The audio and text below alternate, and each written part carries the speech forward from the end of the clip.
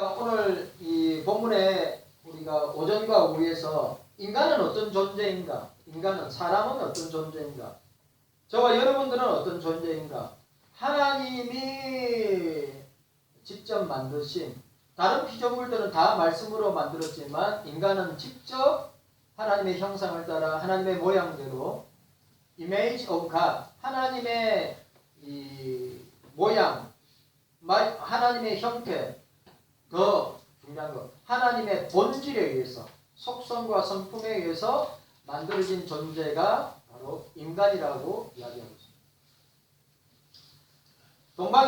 동방의 경건한 족장 이 동방의 경건한 족장 욥은 자 우리 1장으로 넘어가겠습니다. 1장 보도록 하겠습니다. 욥은 어떤 사람인가? 욥은 어느 시대의 사람인가 하면 아브라함과 이삭과 야곱의 족장 시대의 사람입니다.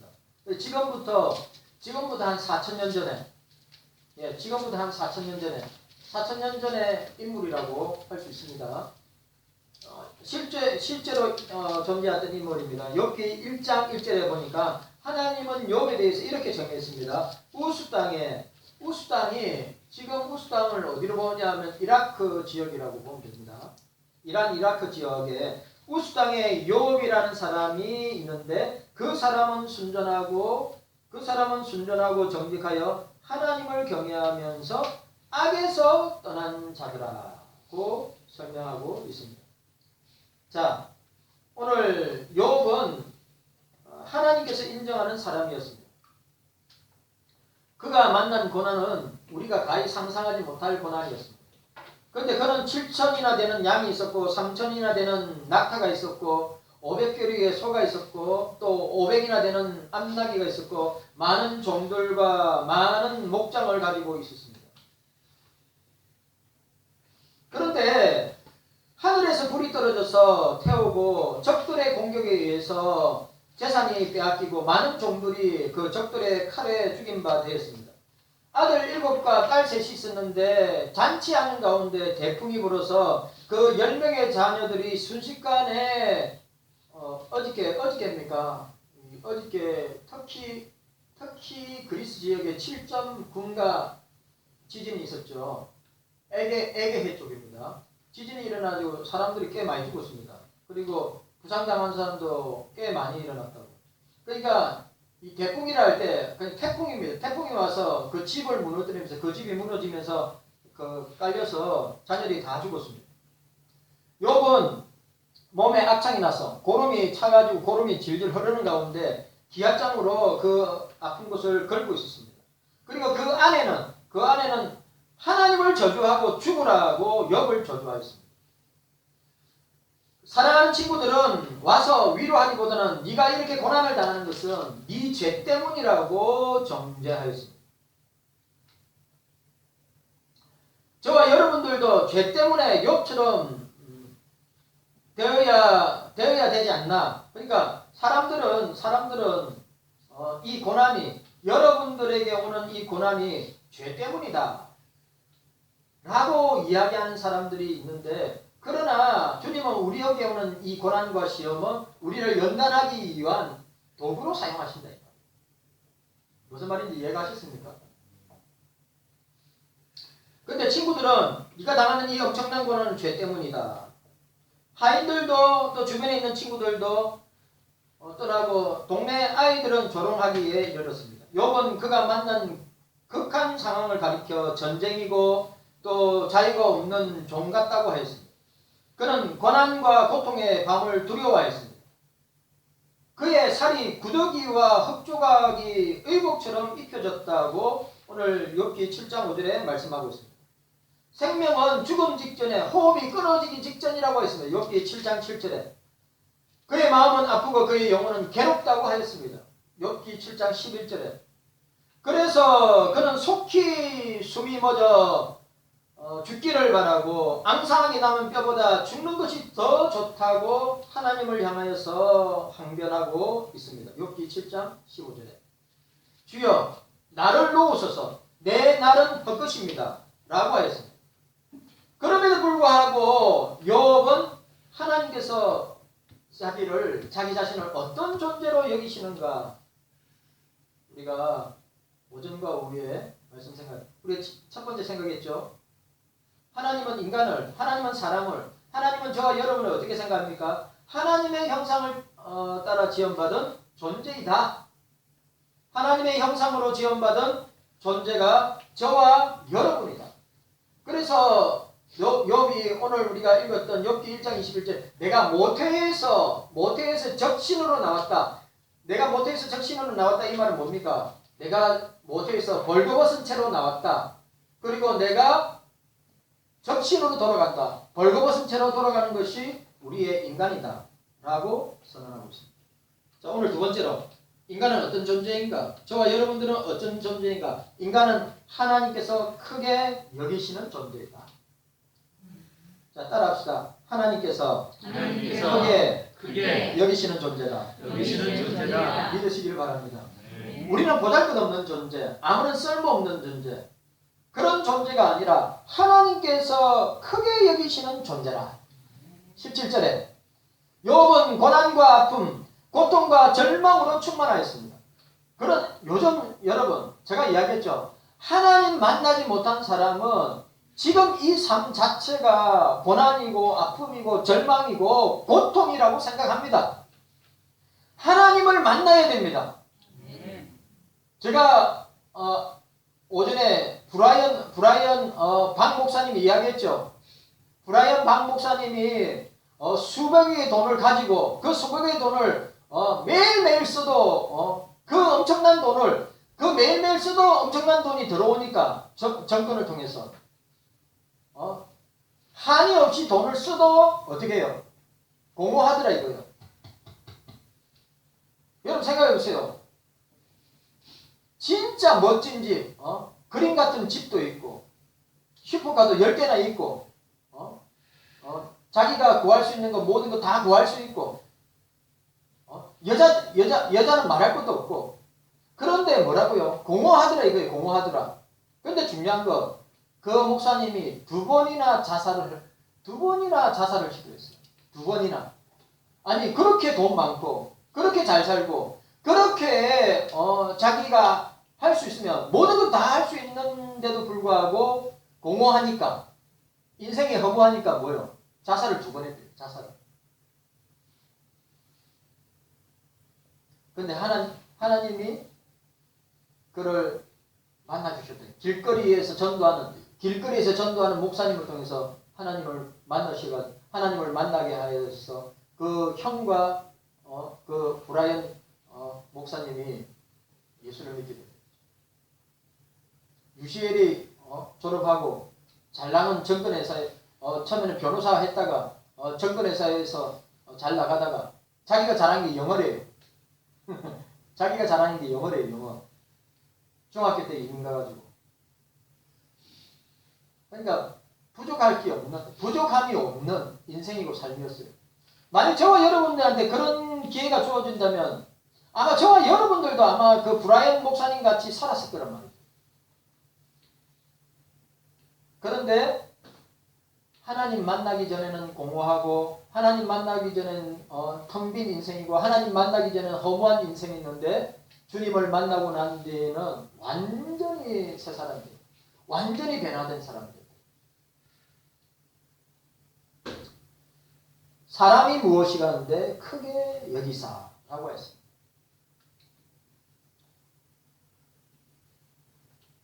더 이상 비참해 줄 수 없는 극한 상황에 이르고 말았던 존재였습니다. 그런데도 주님은 그를 크게 여기신다고 했습니다. 이 크게 여기신다 이 말은 인격과 성품과 품위와 명예와 지위 등에 있어서 영광스러운 존재로, 존귀한 존재로 여기신다 이 말이죠. 영광스러운 존재로, 존귀한 존재로 여러분들을 여기신다 이 말이죠. 크게 여기신다. 여러분들을 크게 여기신다. 자, 또 따라하세요. 나는 하나님께서 크게 여기시는 존재입니다. 영광스러운 존재로, 존귀한 존재로 여기신다 이 말이죠. 우리는 그렇게, 여러분 그리스도 밖에 있을 때는 우리는 아무것도 아닌 존재예요.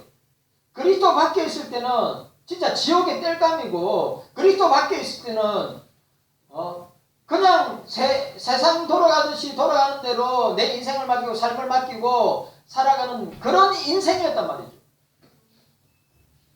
뭔 말인지 이해가시겠어요?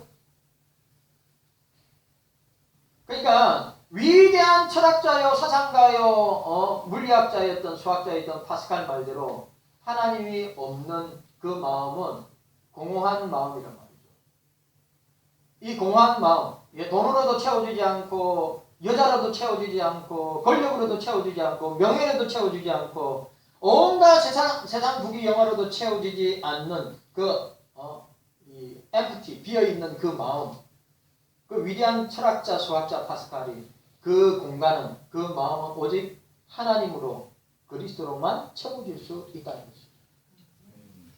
아시겠어요? 여러분 공허합니까? 허무합니까? 관계에 문제가 생겼습니다. 관계에 문제가 생기고 세상에도 문제 생기고 여러 가지 문제가 생기죠. 왜 그럴까요? 하나님을 만나지 못했기 때문입니다. 주님을 만나지 못했기 때문입니다. 주님과 하나님과 바른 관계가 정립되지 않았기 때문에 그렇게 허무하고 힘들고 어렵고 내 삶이 찌들어지는 거예요. 아브라함에게 그의 이름을 창대케 하리라. 그 욥에게 하신 말씀과 크게 여기신다는 말과 똑같습니다. 솔로몬에게 더 크게 하시기를 원하나이다. 여호와께서 솔로몬으로 이스라엘 무리의 목전에 심히 존대케 하시고 이 말이 같은 의미라 이 말입니다. 하나님께서 나를 존귀하게 여기고 영광스럽게 여기고 창대하게 하시겠다고 하는 말씀입니다. 인간은 스스로 존귀할 수 없고 인간은 스스로 위대해질 수가 없습니다. 하나님께서 크게 여기시기 때문에 우리가 존귀한 자로 우리가 큰 존재로 우리가 쓰임을 받는 것입니다. 아시겠어요? 존 뉴턴이 나 같은 죄인 살린 Amazing Grace, 나 같은 죄인 살리신 그 크신 은혜 놀라워. 노예상이었던 존 뉴턴이 예수님 만나기 전에는 아프리카 흑인들을 밥 먹듯이 죽이고 아프리카 흑인들을 갖다가 매매고 팔아가지고 돈을 착복해가지고 술과 여자로 방탕한 생활을 보냈던 사람이 존 뉴턴이었어요. 그런데 그 존 뉴턴이 주님을 만나고 난 뒤에 쓴 노래가 Amazing Grace, 나 같은 죄인 살리신 주원의 놀라워. 그러니까 여러분 주님을 만나야 내 존재 가치를 아는 거예요. 주님을 만나야 내가 어떤 존재인가를 깨닫게 돼요. 근데 주님 만나기 전에는 몰라요. 자기가 어떤 존재인지, 자기가 어떻게 아름답고 복되고 크고 놀라운 존재인지 모른단 말이죠. 나의 나된 존재 가치는 뭐 재산이 많아서 부귀 영화가 많아서 권력이 많아서가 아니라는 사실입니다. 내가 크게 여긴다고 해서 크게 여기지는 것이 아니라 하나님께서 나를 크게 여기시고 하나님께서 나를 존귀하게 여기시고 하나님께서 나를 창조하셨기 때문에 하나님께서 나를 귀히 여기시기 때문에 내가 이렇게 귀한 존재로 크게 여기는 존재로 나를 사용해 주신다는 사실.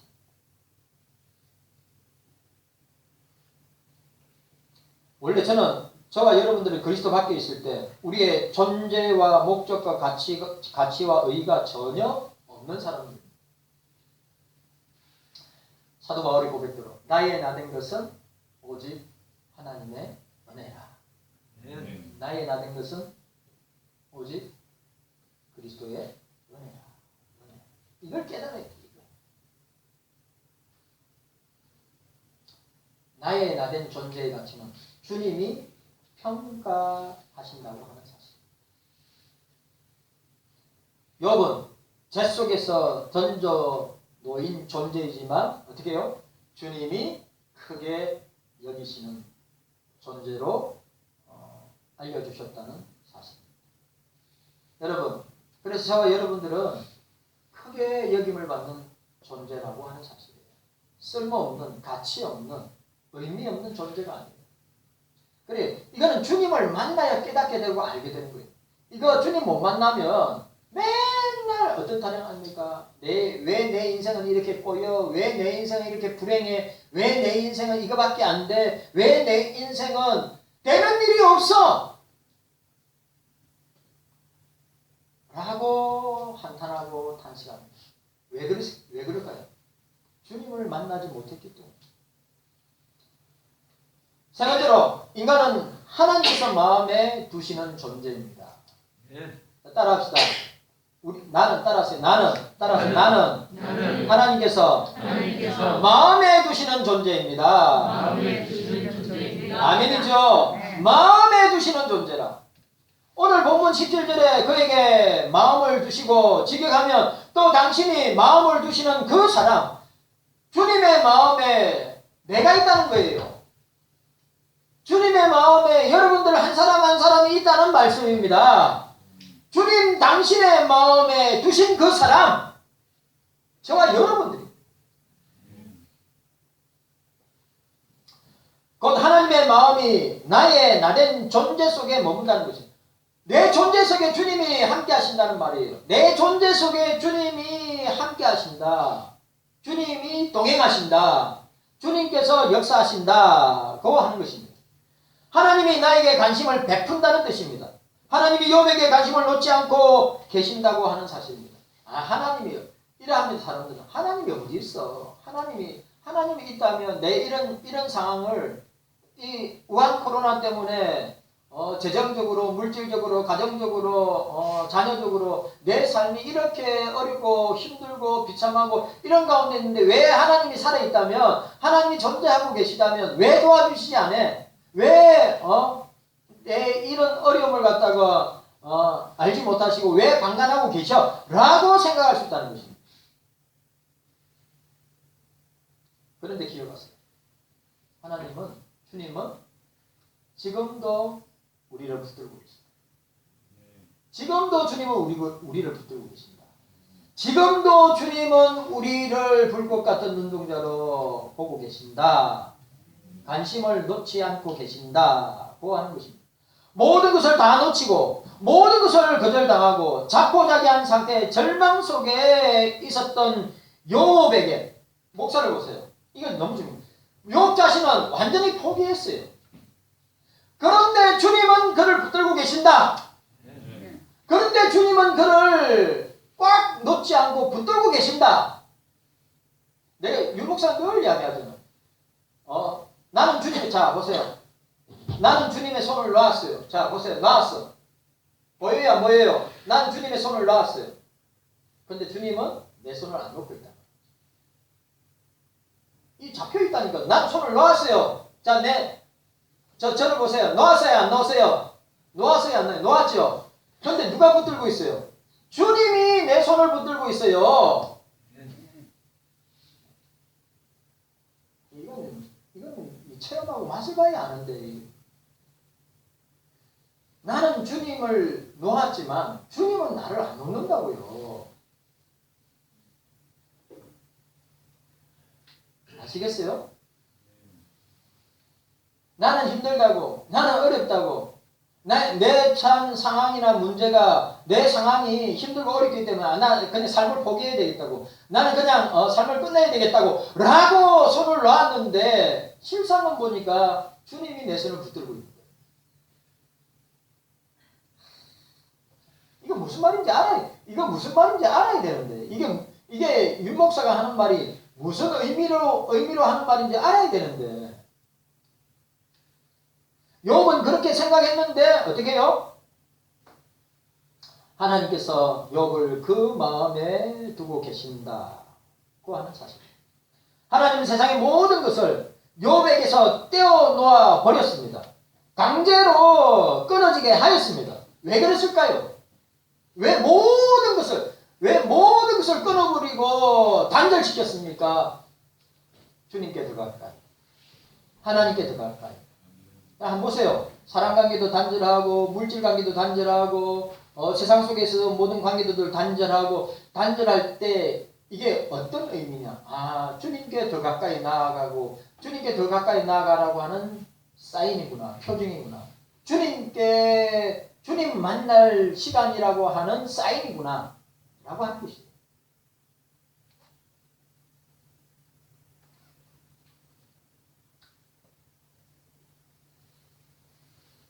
욥은 벌거벗은 상태와 같았습니다. 제 가운데서 집어 던져졌습니다. 세상 가운데, 사람들 가운데 던져졌습니다. 욥은 자기 삶 가운데 아무도 없다고 생각했습니다. 그런데 하나님은 그를 마음에 두셨다고 하는 사실입니다. 이게 힘과 위로가 되는 거죠. 저와 여러분, 사람 의지하지 마세요. 사람 의지하지 마세요. 세상 의지하지 마세요. 어떤 환경이나 상황이 나를 도와줄 거라고 착각하지 마세요.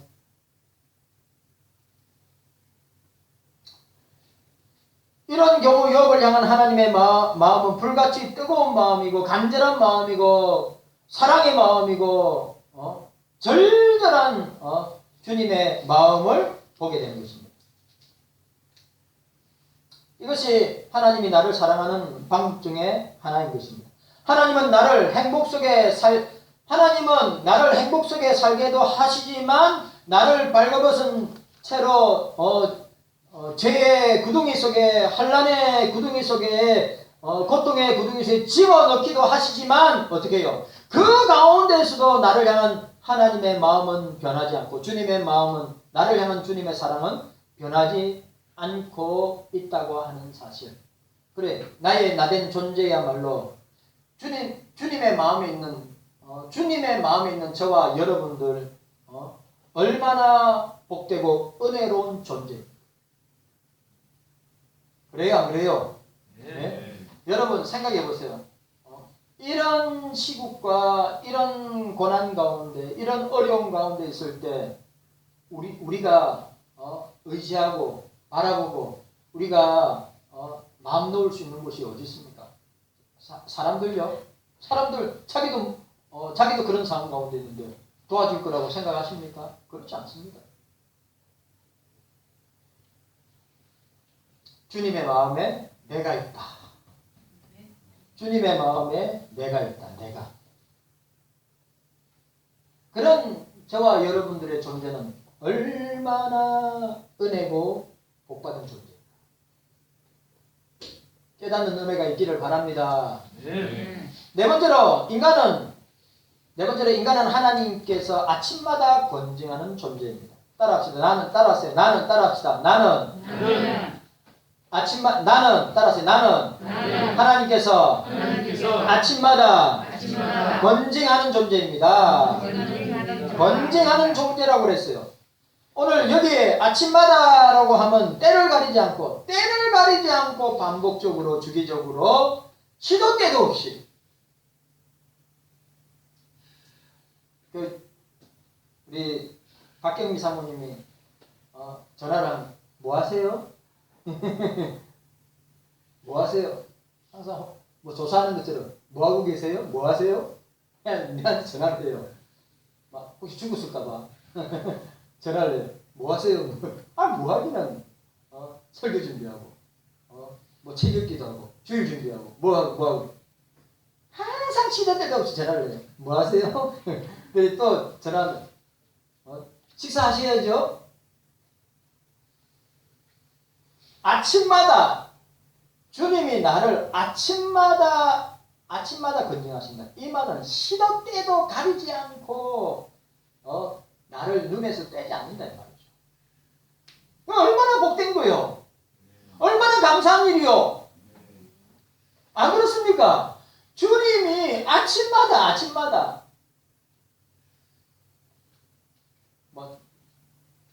그래야 짜증나요? 아침마다 그래야 하면 막 피곤합니까? 아침마다 그래야 하면 사랑하는 사람이 그래야 하면 좋지요. 사랑하는 사람이 그래야 하면 행복하지요. 사랑하는 사람이 그래야 하면 감사하지요. 그 주님이 그렇게 하신다고 하니까 얼마나 놀라운 은혜요. 좋아요, 안 좋아요? 장로님, 좋습니까? 안 좋습니까? 박 권사님, 요거 뭐 하세요? 요거 뭐 하세요? 내가 볼 때는 반대일 것 같아요. 장로님, 여보 뭐해? 여보 뭐해? 여보 뭐예요? 내가 안 봐도 알아요. 주님은 우리를 그렇게 생각하신다.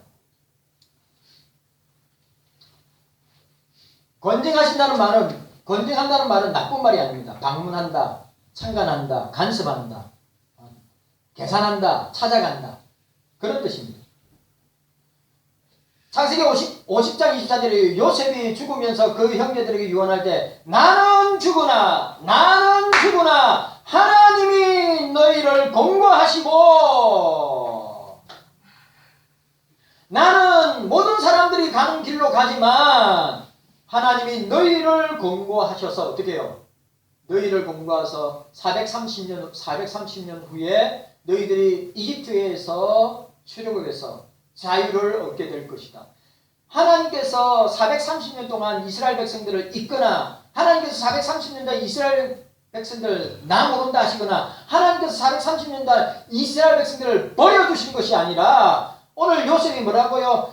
나는 죽으나 하나님이 너희를 공고하실 것이다. 공고하다 이 말이 권징하다 이 말이에요. 왜요? 하나님이 방문하시고 참관하시고 간섭하시고 계산하시고 찾아가시고 그렇게 하신다. 여기 31장 14절에 국문하다는 단어가 나오는데 이 말이 위의 말과 건쟁하다는 말과 같은 말입니다. 마치 의사가 시간을 정해놓고 환자를 찾아가듯 하는 경우입니다. 가까운 친구를 찾아가듯 하는 경우입니다. 남편이 아내를 찾아가듯이 아내가 남편을 찾아가듯이 부모가 자식을 찾아가듯이 그렇게 찾아간다는 의미인데 주님께서 나를 잊지 않고 나에게 사랑을 가지고 내 인생 여정을 깨우치고 인도하고 보호하고 함께 하시겠다고 하는 말씀입니다.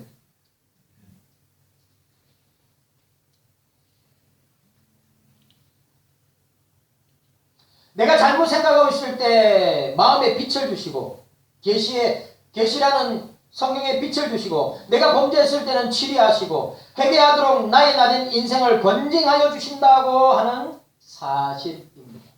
여러분 꼭 기억합시다. 나는 하나님께서 아침마다 건징하신다 라고 말씀합니다.